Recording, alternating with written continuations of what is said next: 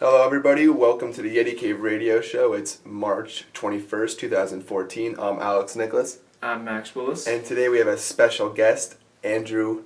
God, I forgot it already. Havranek? Havranek, yes. Havranek. How are you doing today? Good, how are you? Good, good. And today we're going to be talking, of course, Colorado Avalanche. Since our last show on Friday, the Avs are 1-3, and in those 4 games, they've been outscored 18-14. I mean, they're getting the goals, but it doesn't seem like there's any defense. I mean, that's a ridiculous 14 goals. How many goals is that per game in 4 games? About 4? Looking almost over a little yeah. bit, almost 4. Like 3.5, I'd say. I'm not a math major, but I mean that's pretty much that's unlike them. I mean, you don't score 4 goals per game and then lose. That's something that's not acceptable. I mean, what do you say? In the last 10 games now, they're 6-3-1, and that's definitely a lot worse than they were before. I mean, what do you think's going on there? It's been looking bad, but I mean, everyone goes on slumps every once in a while. It's not like it's going to stick this way. They're a good team. Their goalies might not be working that well right now, but you got to think in OT, the 5-4 loss against the Jets, they had the new goalie Rito Berra in, and it was his first game, and I mean, he's not Semyon Varlamov quality whenever he's good. He's not Marc-Andre Fleury. He's not any of those guys. He's a future backup for them that's looking just to play quality goaltending for him. And for his first game, he did pretty well. At the end, he really showed his game, and I believe he has a future here. And Andrew, our special guest on the show here, with this loss, they have fallen behind 1 point behind the Blackhawks, now 7 behind St. Louis. Think there's any chance Colorado's catching St. Louis 7 points ahead of them? I don't know if they can catch St. Louis. However, I do think that they can, end up doing a little bit better than Chicago. Chicago's starting to have a little bit of a slump right now, and especially with Patrick Kane being out for probably the rest of the regular season, maybe coming back for playoffs. It might put Chicago in a little bit of a rut, but I don't think that Chicago's going to fall too far behind, but I do think that Colorado can have their number. Yeah, I mean, that Patrick Kane injury is going to be huge. I mean, thank God they just got Hosta back, which, if they were missing Hosta and Kane, it would have been a rough ride to the end. But, I mean, they have definitely enough talent to stick with it. But I do believe the Avalanche can pass the Blackhawks. But I know Max is a big St. Louis fan here. I'm a St. Louis fan. They're a good quality team. I like him. I like David Backes. I like the grit that they have. They're running away with it now, but I still think the Avalanche, they can't catch up, but they'll at least try to make a run to make it close. I'd like to see them come close to it. But St. Louis right now, they're making a run, and their road ahead is not looking that good for the Avalanche, as St. Louis is coming up against, I believe it's the Penguins this Sunday. Well, if the Penguins put anything like they did against Detroit last night, it should not be too difficult for St. Louis. I believe Penguins defensemen scored 2 own goals, which I really haven't seen in quite some time. It was a great game. We'll just leave it at that. And with 12 games left for the Avalanche, they got 5 home, 7 away. I mean, this is kind of maybe a difficult question to ask, but how many games do you think they're going to need to win to get above the Blackhawks? What do you think they're going to? I'd say they need to win at least 7 or 8 of them if they want to finish better than the Blackhawks, because the Blackhawks have definitely not been the team they were earlier. So I'd say 7 or 8. What do you guys think? I agree with that. I think, between 6 and 8 games, to win, at least they have to get at least 6 out of these last 12 games, just, to at least, stay in contention on where they're at right now. But I think if they can get, that 7-8, they might actually be able to move up in the standings a little bit. I think it's going to be 7. 7 games. 7 games is the lucky number for them. It's going to be the one moment that they need to take out the Blackhawks. And with the loss, the Blackhawks taking Patrick Kane, I think it's very plausible for 7 wins. Right now, they have 94 points in the Central Division, and the next wild card team below them would be Minnesota with 82, Phoenix with 77. I mean, do you think there really basically is? I really don't think there's any way they can miss the playoffs. No. They really No way. I mean, if they lose all 12 in a row, and Minnesota goes on a hot streak, and so does Phoenix, maybe. But do you think this team's a shoo-in in the playoffs right now? Yeah, St. Louis, Chicago, and Colorado, they're a lock. They're a lock in the playoffs. Yeah, I agree. No doubt. All right, let's talk about players who've been hot and some that have just not. Matthew Shane, 7 points in the last 5 games. No surprise there. He's been tearing it up this season. One of my favorite players to watch. Explosive speed once again. and I said a goal and 6 assists in those 5 games. What was your take on Duchesne and how important he's going to be moving forward? He's going to be very important. I mean, he's one of the star players. He's been there for a while. He's a big name now. He's one of the big names of the team. And coming back from the Olympic break, he was on a huge hot streak that lasted quite a while. And he just kept going, point after point, kept adding up on that scoreboard. And I think he missed 1 point for the game, and then he's back on another 5-game hot streak. That's pretty impressive by my standards. Well, Matt Duchesne, what do you think about making him an alternate captain? Do you think he's been around long enough? Do you think he has the experience? Because, I mean, maybe next year, I think this guy deserves more credit than he's getting. Do you think he's that important, that much of a leader? I do. I mean, when you look at Matt Duchesne and what he's contributed to the team, just in the past couple of years, especially this year, if you take this year with the coaching change and just how this team has went from being the last team in the Western Conference to actually being playoff contenders, I think Duchesne has the experience, and especially coming back or going to Sochi for the Olympics, he has that experience as well. And I think making him, an alternate captain could be, a good move. I mean, he's been at the top of the stats for the Avalanche pretty much all year. 67 points, 67 games, exactly a point per game pace. I mean, there's not much more you could ask from him. I mean, this kid's been on fire. And also a hot player, one that you really wouldn't hear too much of, Jamie McGinn on a 5-game point streak and 7 points in the last 5. I mean, you have Duchesne, Landeskog, and McKinnon producing, but how important is it for someone like McGinn to step up right before playoffs? Oh, it's great. He's one of the linemen. I kind of take him like just one of those line guys that you always want to have around that's up there for scoring, putting on the net whenever you need him. Good, hard-working player. And what about Ryan O'Reilly? 6 points in the last 5 games. And when I was looking through the stats, I just found this funny. He has 68 games played all year and hasn't taken 1 penalty. It's 0 penalty minutes. That's not really the most impressive stat, but I found that odd. And what's your take on Ryan O'Reilly, Andrew? Well, the stat that you just brought up with the 0 penalty minutes, it's very similar to Rob Scuderi on the Penguins. He's played however many games, since coming back over from Los Angeles. He has not taken a penalty this entire year. Really? Yes. That I did not know. My brother actually told me that the other day when we were at the game against Dallas, and I was really surprised, because they're making these huge, physical plays and these crucial plays for the team, and not taking a penalty, a stupid penalty for that matter, can really help them going into the playoffs. Well, that kind of leads me into my next question for you. Do you think not taking any penalties results in a softer player not taking chances, or a smarter player? Softer or smarter, I guess. I think it depends on the player. I mean, you can have somebody that's, a physical player but not taking stupid penalties, such as, Rob Scuderi, or you can have somebody that is a soft player that, might score goals here and there, but really don't make a physical notion on the ice. Like they're out there, they do their shift, but they, go right back to the bench, don't really make any penalty moves or anything. So that might be a problem, but I don't think that's a problem for Ryan O'Reilly at all. Yeah, I agree. I say a lot of times, like, Ryan O'Reilly's a high-powered forward. I say a lot of the times great forward, skilled forwards take penalties. I say it's usually retaliation or just something stupid, like Evgeny Malkin taking penalties in the offensive zone, which should really just never happen, but all people have to do anymore to him is really just a couple taps on the shin pads and it's a cross-check retaliation penalty. It doesn't seem to phase O'Reilly. Like, how important do you think that kind of mentality is going to be in the playoffs, not taking stupid penalties next?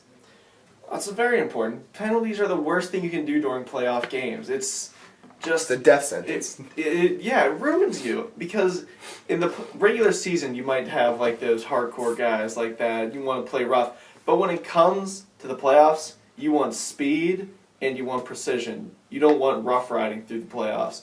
Yeah, the physicality might help you out, like back in 2009, Max Talbot shushing the crowd in Philadelphia after one fight. But right now, like during those times, you do not want to take a stupid penalty and send them on the power play. It's one of the worst things you can do, and especially in the West. The West is full of scoring teams. Almost all of them can score. And once you give them those chances, they're going to take them, and they're just going to ride right all over you. Oh, we talked about players that have done well recently for the Avs now, ones that have done not so well. And this is probably the first 2 times we've mentioned them this season. J.S. Jaguar and Semyon Varlamov given up a lot of goals in their last couple of starts, but I'm not so sure is it them playing bad or the Avalanche's defense. Like I said, teams have scored 18 goals against them in the last 4 games. Do you think, is it their fault, or would you say chalk it up to the defense there? Because I've only seen the Jets game and the Canadiens game, and in both games, not a lot of defense in front to me. I think it's the same conversation that we have here in Pittsburgh with the Penguins and Marc-Andre Fleury. When you talk about Marc-Andre Fleury and the games against Philadelphia this past weekend, those goals, a lot of those goals were not his fault. And you just look at the defensive play in front of him, and it's just very lacking. And I think the same thing with JS and Semyon Varlamov. You need somebody, you need a defensive presence up front. I just don't think they're getting that. So yeah, there might be some goals that are their faults, but ultimately I think it's just the play in front of the net that's not up to par. I completely agree with Andrew. It's been kind of defense. I mean, they would come back from the playoffs, not the playoffs, but the Olympics. They were riding high. They were doing amazing defense. Eric Johnson, they were all contributing to the scoreboards. And I think whenever they got to that high point of scoring, that they just thought that they can continue scoring. They kept pushing forward instead of going back to play their position of defense. They need to remember that they're defensemen. They can score at times, but they need to play their position. They're there to help the goalie keep the puck away. Well, hopefully the Avs are going to pick it up.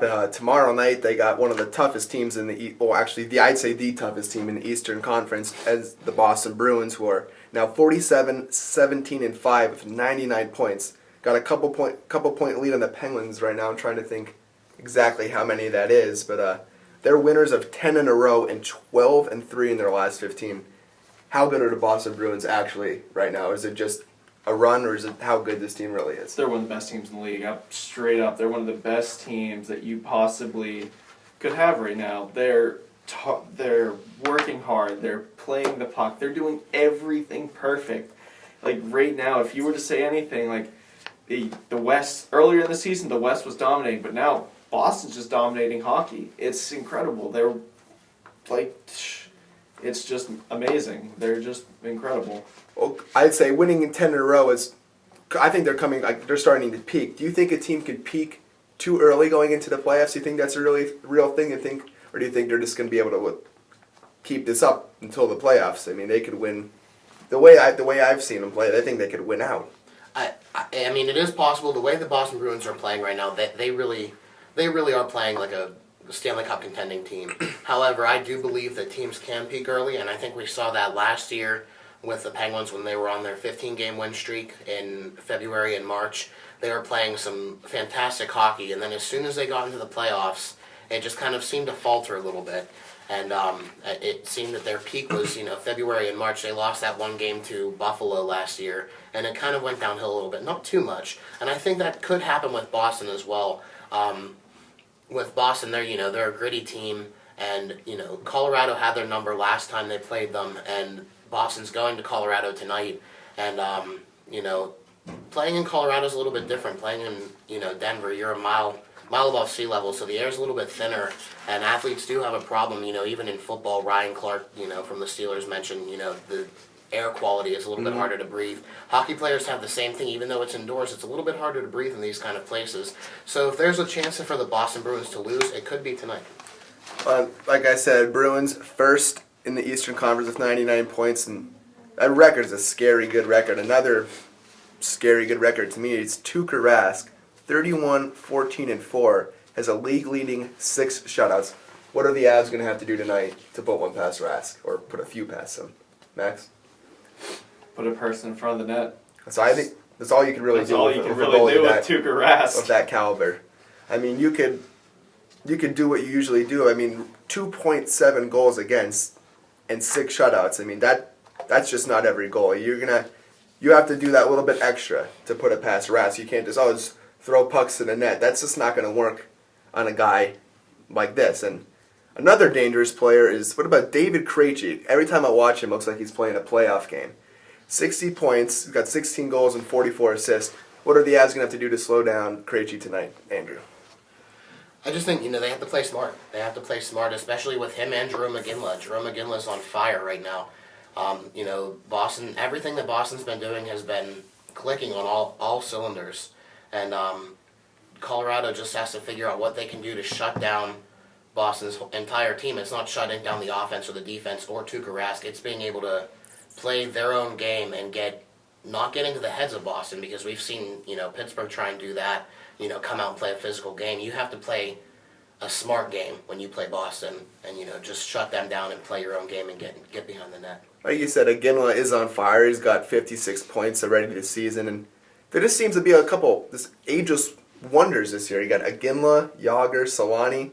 Do you think old age, like these guys are obviously much older than most of the players that are leading the stats right now, but do you think being this old has a bearing like on how well you play, or do you just think if you're that good you can keep playing as long as you keep yourself in semi-good shape? I think if you're keeping yourself in shape, I think you can keep playing. And Yager, in an interview earlier this season, actually right before the Sochi Olympics, he was asked, whether or not he'd keep playing, after a couple years. And he said, if it's God's will to have me play till 50, I'll play till 50, because he still feels like he's in good shape. He's producing, still as if he was not as well as he's producing when he was in his 20s and 30s, but he's still producing. He's still a threat on the power play. And Jerome McGinley, he's getting up there in age as well, but he's still, he was misused by the Penguins when we had him back last year for the playoff run. But he's being used the right way in Boston. He's playing on a line that's, producing, on a team that's producing. And I don't think old age is going to be a factor in any of those players right now. Yeah, I do wish the best for Iginla. I mean, he spent his time on a Calgary Flames team for several years that wasn't too good. He moved to Pittsburgh last year for the playoffs of hopes of riding further than they did. But, I mean, like you said, Andrew, they did misuse him, and Pittsburgh ended up losing to Boston last year, and that's where Iginla ended up. So, all right, tonight's game, Avalanche actually won the first game of the season against the Bruins, 2-0 back on October 10th. So I'll start with you, Max. What do you think? What is your prediction for tonight's game? I think it's the Colorado defense finally going to pick it up and maybe slap some sense into them. Patrick Waugh is just going to beat the crap out of them in that locker room after the performance against the Jets, because that was atrocious. Yes, it was. Rito Berra did as good as he can, but they need to put Varlamov in net tonight, and the defense needs to stay in shape. If the defense stays in shape and can hold off Krejci and Iginla, you're looking at a more offensive-based game for Boston trying to go through. But the defense for Colorado could really make the change here. So I'm going to go 3-2 Colorado. All right, so we got 3-2 for Max. Now, Andrew, I'm going to ask you the same thing. And who do you think is going to have to be an X factor for the Avs? If you had to pick one player in the Avs who you think is going to be most important in this game for them? I think it's going to have to be Varlamov. I really do. I think, the defense can step up and the offense can step up against the Bruins. However, the Bruins are going to come out firing, on all cylinders. And I think, they're really going to test Varlamov early, and they're going to test him a lot. So I think he has to be really solid in net. And the way the defense has been playing, as Max said, Patrick was probably going to lay the hammer down hard on them, and probably has after the Winnipeg game. But I really think that Varlamov has to be strong in net tonight. But I do think that Colorado can win. I don't know if it's going to be as close as I think it's going to be a close game, but I don't know if it's going to be 3-2, 3-2, 2-1. It's going to be around there. It's going to be a good game. I mean, I agree with you guys. I think it's going to be a close game, but the Avs are really going to have to do something early to impress me. I mean, the last couple games I've seen have just been dismal. I mean, no defense. If they want to convince me that they're going to beat Boston, they're going to have to come out in the first period like they want to win it, because you don't let in 18 goals in 4 games. You don't do that. So, I mean, if they tighten up the defense, I think they can win, but right now I can't really make a prediction. Only time will tell, so I'm going to have to tune into that one and check it out. Anyway, well, let's move forward here to some just general league news. Talking about top players in the league right now. Obviously, Crosby's up there. Stamkos with a hat trick the other day, which I believe he got with halfway through the second period. How important is it that Stamkos is back in the Tampa Bay lineup, even though St. Louis has been traded to the New York Rangers? Well, it's very important. Stamkos was in line the entire time to be the captain until St. Louis either retired or until he handed it over. But I gotta say, finally, with Stamkos wearing that C, man, it's turning Tampa Bay out. They're an excited team now. What's their last 10 now? Well, I mean, you looked that up. You bring up him being a captain. Do you think this is someone that is ready to be a captain, or is this just a guy that could score a bunch of goals? Do you think he plays a good two-way game, like good enough to be a captain for the team? Oh, I think he is. He's definitely a good, high quality player for a captain. He plays two-way. He plays two-way hockey great, and whenever he was gone, it was just like the Tampa Bay was doing all right. And then he came back, and man, like they were firing on all cylinders. Their last 10 games might be 5-3-2, but still, I mean, they're in the winning record. They're in the second. They're in the second position right now, down in the the Atlantic Division, right behind Boston. I mean, they're 16 points behind, but still, they're doing pretty well for themselves. And Andrew, our Pittsburgh Penguins expert, special guest with us today. Sidney Crosby, I believe he has, was it 90? Is it 96 points now or something? Yeah. Do you think, is it as good as his stats say? I mean, or do you just think, I mean, obviously this guy doesn't get lucky. I can't even ask that kind of question. I mean, how well is Sidney Crosby playing, and how important is it that he keeps playing this way? I mean, Crosby's clutch, and I think when you look at the playoff series again with Penguins and Bruins last year, you know, Tuukka Rask and Boston were able to hold Crosby and Malkin away from having any points in that entire series. And when Sid's not making any points, you know that team's, you know, really going to falter. So Sid has to be able to continue to produce at this level, and I think he's going to.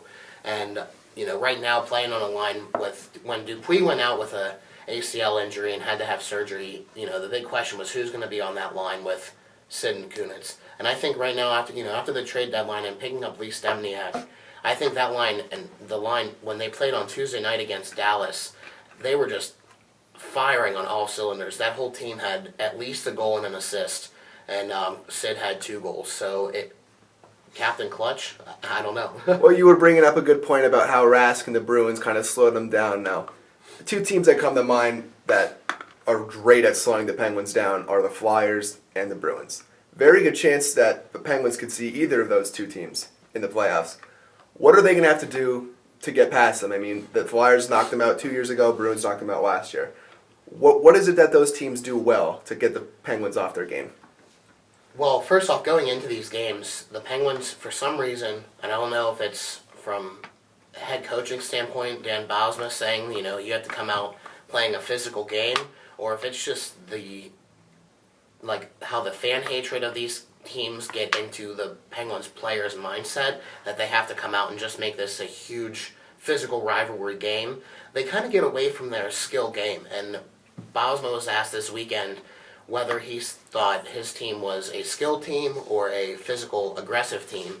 He said that they were physically aggressive, and that kind of took a lot of Pittsburgh media, Penguins fans even, by surprise because, you know, you have guys like Sidney Crosby, Evgeny Malkin, Marc-Andre Fleury, Chris Letang, you know, when he comes back, if he comes back this season, you know, you have these guys that are just very skillful players. You don't have these players like Chara and, you know, or even Matt Cook, who, you know, used to come out flying and just hitting like crazy. And they just have to play. When you're playing Boston or Philadelphia, you have to play a smart game. You can't play a physical game. Once you play a physical game and try and out-hit Boston or Philadelphia, which they did. They out-hit Philadelphia this past weekend series, the home-and-home series, but they still lost both games. Granted, the second half of the game on Sunday was a little bit better than the first game and the first half of the Sunday's game, but you still have to come out and play your own game and don't get into the whole physical mentality that they have. Yeah, it's all too often I see Pittsburgh trying to match what Philadelphia does, and they really, it seems like they know how to get under the skin of Malkin, Crosby, Neal, a couple of stick lifts and little cross checks to the back. It seems like maybe just those guys can't handle it. I mean, have the Flyers figured them out, or I can't tell. Go ahead. Okay. I think, you know, especially we were talking earlier with Evgeny Malkin, you know, taking these retaliation penalties. It does not take much for Malkin to get agitated anymore. And I think something needs to be said to him, or he just needs to take a level back and be like, okay, these Flyers players and Boston's players are going to come at me, and I can't retaliate. Because once I retaliate, if you look at the power play chances that Philadelphia had this past weekend, and how many penalties, retaliation penalties, offensive zone penalties that the Penguins took that they really shouldn't have taken, and how many giveaways that the Penguins had, that's ultimately what comes down to a loss. And I don't know if Philadelphia has technically figured it out yet. but I think that Pittsburgh has just not figured out how to change Philadelphia's mentality with that. The one thing that I was going to say about this is how the Penguins play is, it's just how they try to go out and play physical. They should know by now it's not working, and then Philadelphia and all them, they take advantage of that. But what really they should be doing is, if they use their skillful players and they use them to play skill, their skill pisses off the other team because their skill is just top notch and high quality. That whenever you're doing these crazy moves and like you're getting these precision passes on, it pisses off the other guys because they can't. It pisses off the team because they can't do that, and they try all this ridiculous stuff to catch up, and that's where they make their mistakes. That used to be the Penguins' game, and that's what took them to the playoffs, took them deep into the playoffs in the Stanley Cup run. I don't get this physical crap that Dan Bowles was trying to put on them. They're not a physical team at all. They are full of skill, and that is their advantage against them all. Malkin, if we take him back to his early seasons in his rookie years, he might still have been hot-headed, but his skill was unmatched. Him and Crosby could do anything together. The two-headed monster, the cardiac kids when they used to be called, they just were just unmatched on level of skill at the time. You mentioned the Penguins lacking some physicality. I mean, they got rid of guys like Max Talbot and Matt Cook. I mean, do you think that they are going to need someone like that in the playoffs, or are they going to be able to get by with what they have, or is someone going to have to step up and fill the like a Matt Cook, Max Talbot role? I don't think that you need to fill that kind of role. I mean, those roles, especially, Max Talbot was crucial in 2009 and even 2008 when they did make it to the Cup and lost ultimately. But the team that was in 2009 is obviously different than the team in 2014. 2014, these guys are a lot older. These guys are a lot more they still have the same talent, but they just know how to use their skills better. And I think once they are able to click and use their skill and get out of their mindset that they're this physical team, which they're not. They need to play their skill, then they can win. But if they continue to play these teams, like Boston and Philadelphia, with this physical mentality, it's just not going to happen. I don't think they need to. And I mean, it's too late now to pick up somebody that's really like not really a headhunter, but like a physical force. It's too late to do that after the trade deadline, but I don't think they really needed to do that. For their physicality, they have two guys already that are like physical players that they say they need, but they got him. Marcel Goc was picked up during the trade deadline. For Florida, he was a man that could always be counted on for leadership and physicality. He's like a good replacement for Brandon Moreau that we had. Moreau last year was pretty much the bee's knees. Like, he would be leadership and he would be physical. He'd be out there like taking on guys for Crosby and all that. And they're not using Goc that way. Goc and Tanner Glass are built for that. They're leaders, and they have that physicality that you need. Tanner Glass has been scoring goals, and he's been doing very well in the forward.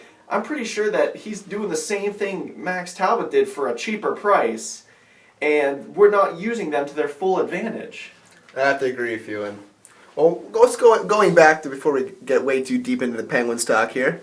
We talked about Boston being one of the best teams, but who else currently, right now, or do you think it's some of the best teams in the NHL? Right now, I say a team like Boston, and I see Pittsburgh maybe not so much anymore, but Boston and St. Louis really stick out to me right now if I had to pick two of my top teams.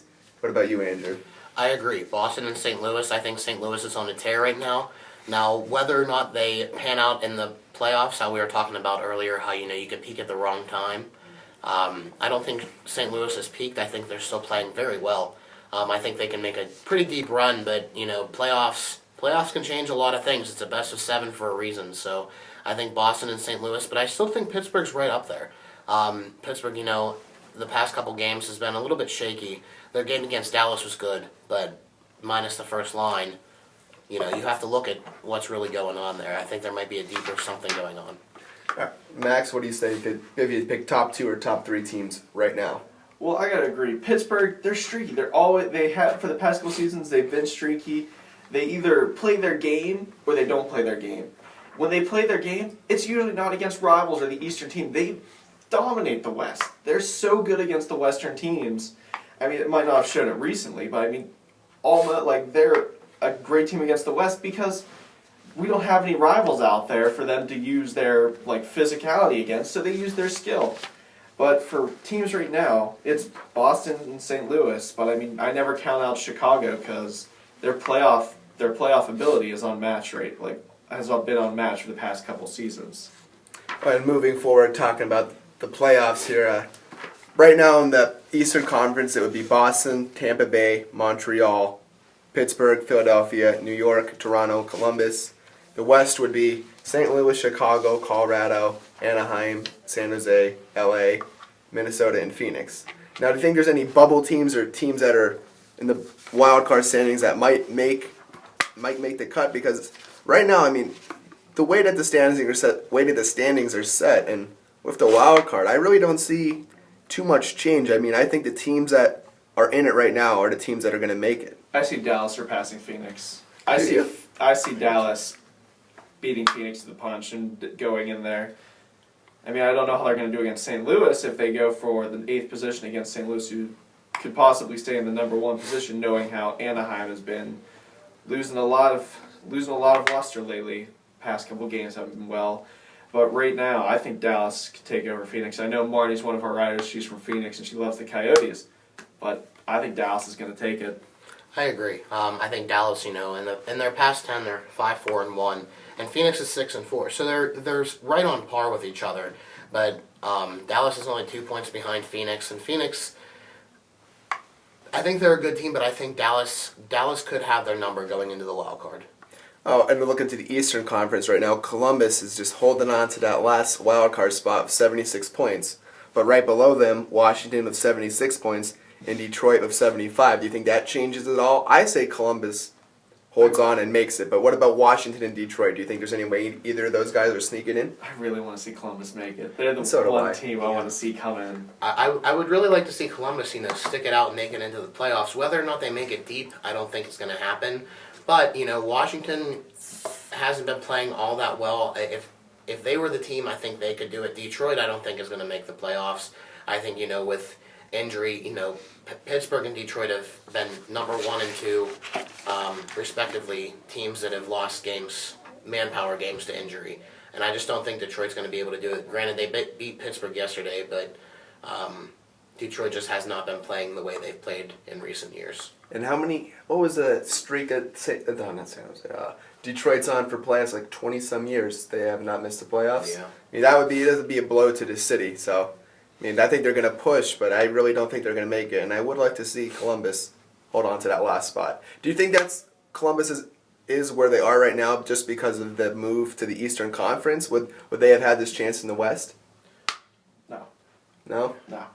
I think I got to agree with you there. I mean, I think the West was a little too much for them. I mean, the West is a conference that scores more goals and more offensively gifted teams. I just don't think Columbus ever had that. But now, I mean, they got guys like Gabrick.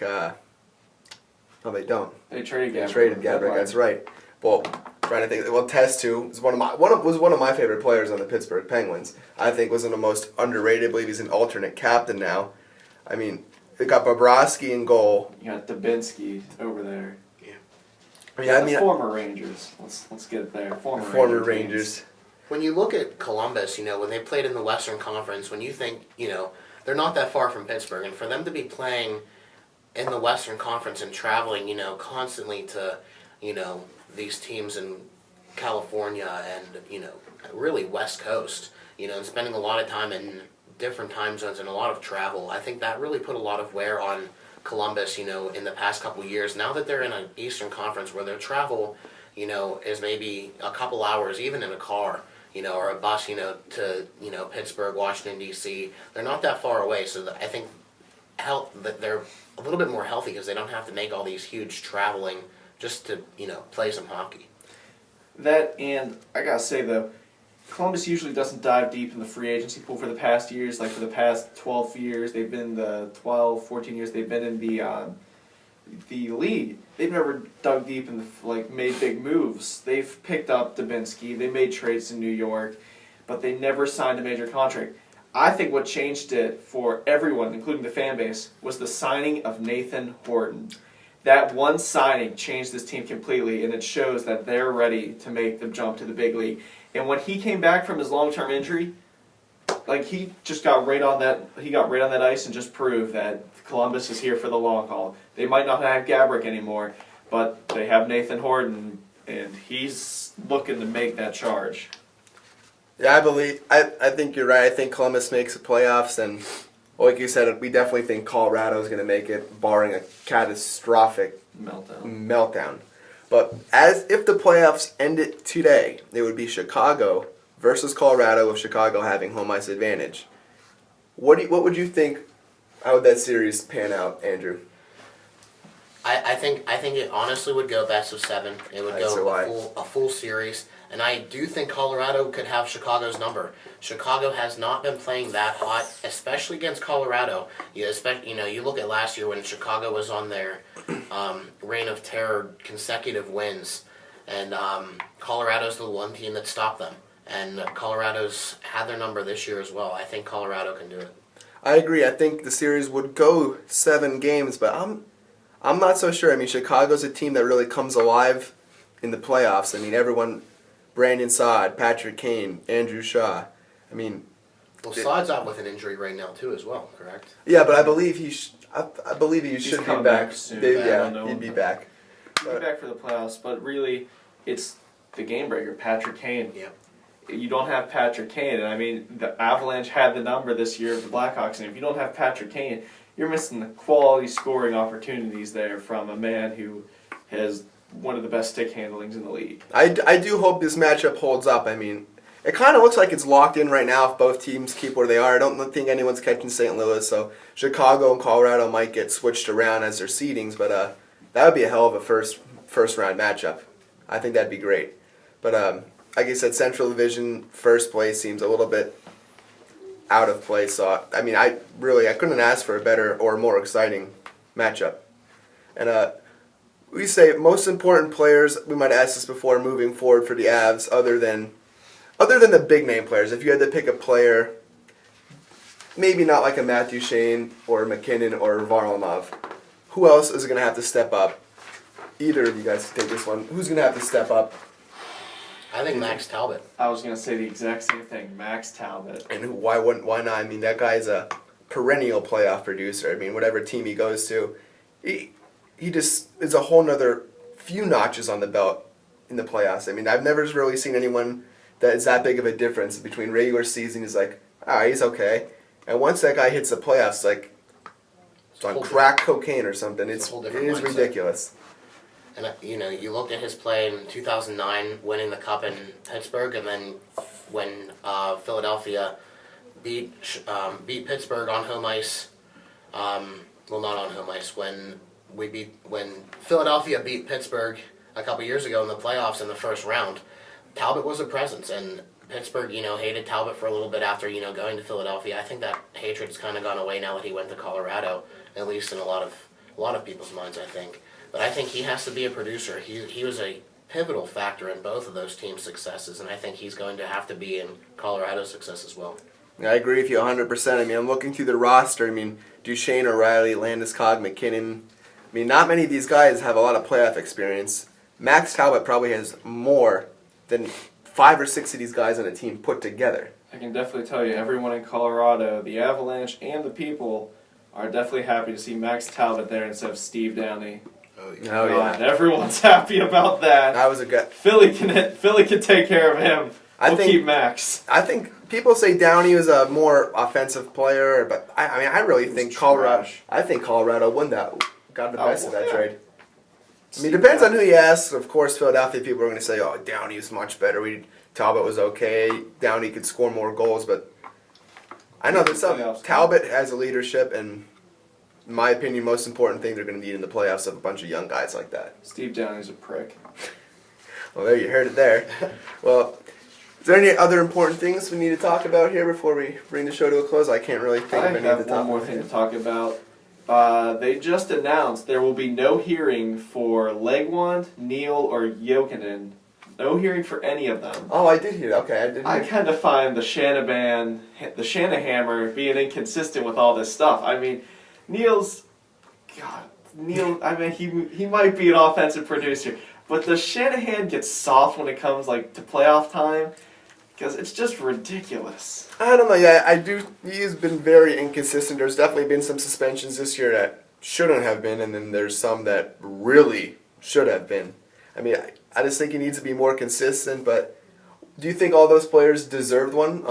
Jokinen, I mean, he's not a repeat offender. I can see them, like, I can see Jokinen, but Neil and Legwand, they have those moments. Neil's a very hot-headed player. Yes. I mean, it's not the fact that he takes, he takes retaliation penalties too, but he just gets so angry that he just unleashes this wrath that's so unneeded. Like, if you're gonna do something, at least just go fight someone. Don't do some dirty crap. Well, what's your take on Neil, Andrew? I mean, do you think he's too hot-headed? I mean, he's been suspended once. I mean, he's had some instances this season.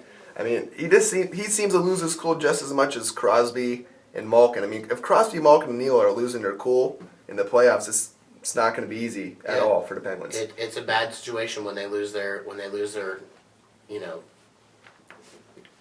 cool. Is it really only those top three, do you think? Like, I always see Crosby, Malkin, Neil. Is there other players that you notice that seem to get frazzled as much as they do, or is it? Well, when you look at it, I mean, those three are your top scorers, your top performers on the team, but those are the ones that always seem to be taking these retaliation penalties. However, Engelland takes a lot of retaliation penalties. Bortuzzo seemed to in the past couple games, he's really physical and he's been playing really well, but they do take these penalties in bad situations. I mean, Neil, you look at the game back in December where Brooks Orpik went down and taken off on a stretcher in Boston, and Neil came out and kind of, dove his knee right into Marchand's head. So it's like, I don't know what's going on with Shanahan, where his inconsistencies lie, but it's been the past couple seasons like that. It doesn't matter really what team it is, because when you look at Matt Cook, Matt Cook used to take penalties for being Matt Cook. He used to get suspended for being Matt Cook, and purposely taking his skate off and slicing Erik Karlsson's Achilles heel. Yeah, exactly. So you have something like that, and then you have which gets a whatever suspension or a slap on the wrist, and then you have something that's exactly the same, and you might get a harder suspension or nothing. I kind of want to know how that investigation is going on Karlsson's. Yeah, the DNA investigation. Yeah. I think that skate left some DNA behind, so we might have to talk about that. That was ridiculous. I mean, going back to that, I mean, if you looked at it, he wasn't looking, and his head was turned the opposite way. I mean, if you've ever played a game of hockey, people would understand that it's just not possible. Going into the boards at that speed with your head turned, I highly, highly, highly doubt that he meant to put his skate between the back of Karlsson's skate and cut his Achilles tendon. There's no way you could think of that at the speed they were moving into the boards. And I think that got blown way out of proportion, and I'm just going to leave it at that. I'm telling you, man, it's this Dan Biles mentality of playing physical. Don't play physical, play skillful. That is your game. And why we have our Penguins expert here, Penguins are suffering some defensive problems with Letang out of a stroke. Martin with, I believe it's a hand, correct? And yep. How long does Martin have left, did he say? A couple weeks, I think. I think he'll be back for playoffs. But no Martin, no Letang right now. What do you think the chances of Letang is coming back? I mean, he's playing. I mean, Pittsburgh fans, the other day when Letang was cleared for practice, full practice, mind you, a lot of Pittsburgh fans were like, I can't believe they're letting him practice. He just suffered a stroke. Well, he's being tested. These doctors are, first-class doctors. They know what they're doing. And granted, sometimes what we think as fans think is a bad move, these doctors know more than we do. We're not doctors. So I think, the possibility of Letang coming back, I think, it's a possibility, especially for the playoffs. Whether he does or not, I mean, I think he wants to. I think it ultimately comes down to the doctors. I think Bosma's going to want him to get in there. But Martin, I think, will be back. Bo Bennett's going to be back here pretty soon, which is going to be hopefully pretty big for the Penguins' offense. Scoring, Bo Bennett can produce, hopefully, and it'll be interesting to see where they place him, especially with Lee Stempniak, playing very well on the first line. But moving forward with the Penguins, if they don't make my prediction is if they do not make a cup run and at least make it to the finals, if they lose, I think Bosma's still going to be around. But if they lose anything earlier than that, I think there really needs to be some consideration on Bosma's tenure here in Pittsburgh. Oh, I couldn't agree more with that one. I mean, this is a time. I mean, Crosby, Malkin, Letang, all in the prime age. I mean, you keep waiting. I mean, guys like Orpik, I mean, God knows how much longer they're going to have him. Scuderi's getting up there. Adams. I mean, these are all guys, I mean, they don't have too much time left, and the window's closing. And I agree with you, if they don't win now, there's going to be some changes in Pittsburgh. Exactly. And, like, when you look at Bosma's coaching of Team USA in the Olympics, some of the things that he did, you were like, what's he doing? Why is he putting this line up there? And he does it with the Penguins all the time. Like, he does not play the game and match lines the way he needs to. Like, if Boston's putting a line out that's going to shut down Crosby, well, Bosma needs to put out a line that does not involve Sidney Crosby and play their matchup. And Bosma hasn't been able to do that. And the fact that he thinks this is a physical team, I think Bosma needs a wake-up call.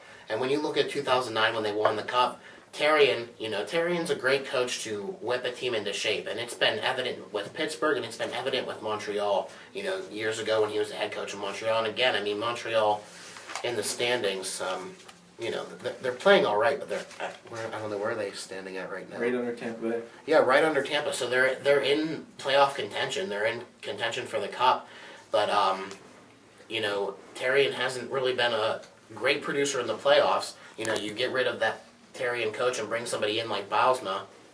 Bausma didn't win that cup because it was his team. He won on Therrien's team. So it'll be interesting to see what happens with Bausma. I know this is an Avalanche show, but one more question for you with the Penguins. It seems that there's no accountability for this kind of team. Like, you go out, you take a bad penalty, next shift is yours.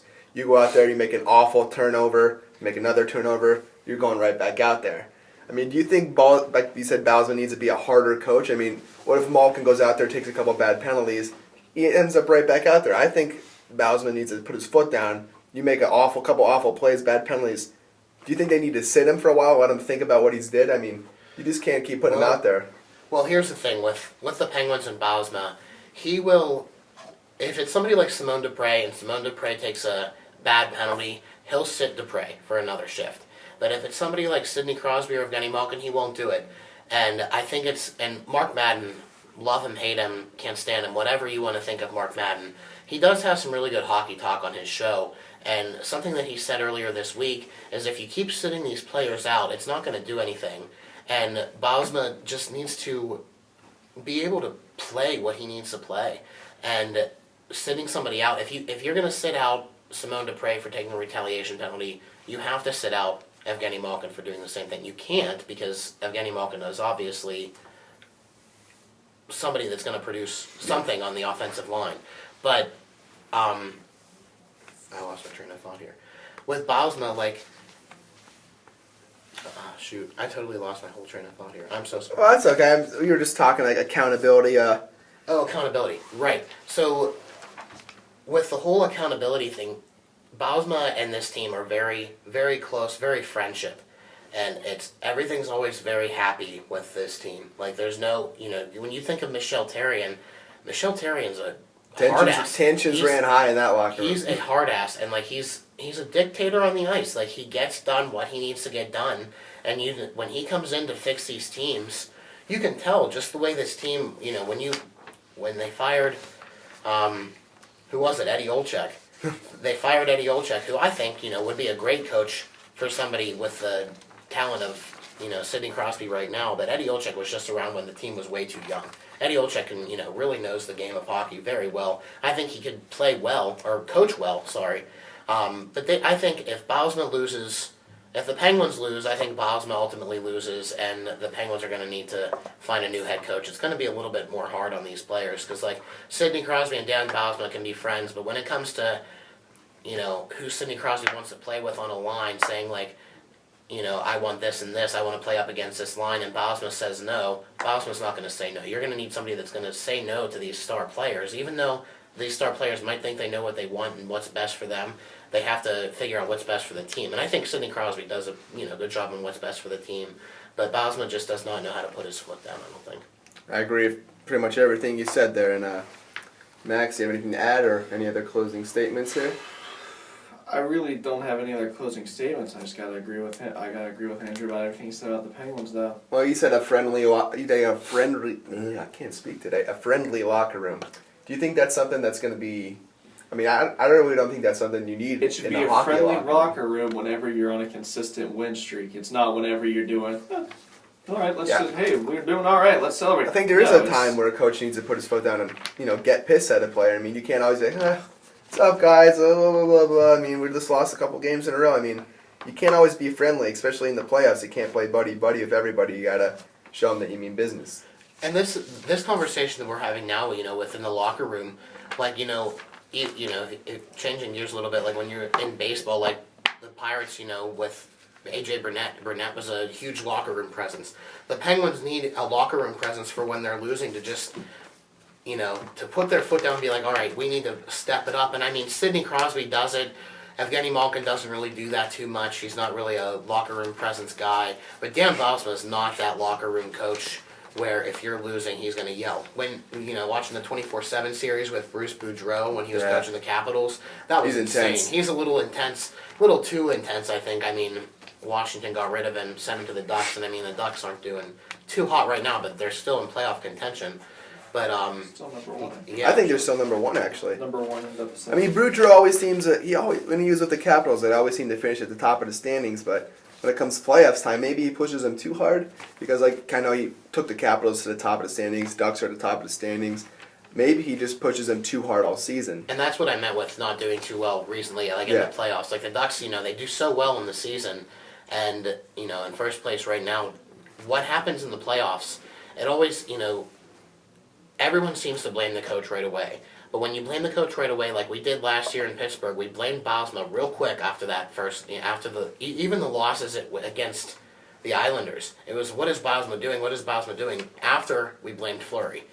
So you always blame the goaltender, then you blame the coach. Well, then when both goaltenders start to falter, and the whole team starts to falter against Boston, it's like, okay, what's Bylsma doing? What's going to happen moving forward? And there just needs to be some locker room presence. And that's what bringing,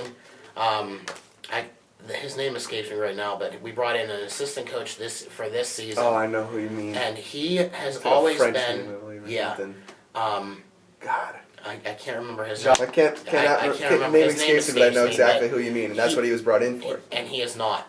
And I don't know if it's because Bylsma has this friendly locker room or what, but he's not been that presence that, everybody expected him to be.